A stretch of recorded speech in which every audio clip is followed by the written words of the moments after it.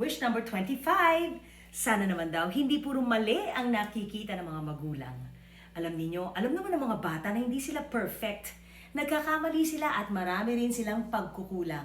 Pero pag puro mali ang nakikita natin, syempre they're going to start to doubt themselves and think, wait, I'm not enough. Napakahinang klase ko. Mali rin ba ang pagkatao ko? So sana easy-easy lang tayo sa pagpuna at sana nakikita rin naman natin yung kagandahan at kabutihan na nangyayari sa kanila. Kasi kung naiisip nyo na puro puna, magiging mabuti sila ng ganon, hindi. Matatakot lang sila magkamali.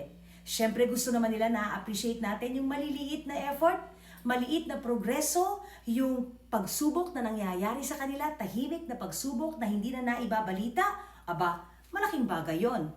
You know, children grow when they are seen, not when they're constantly corrected.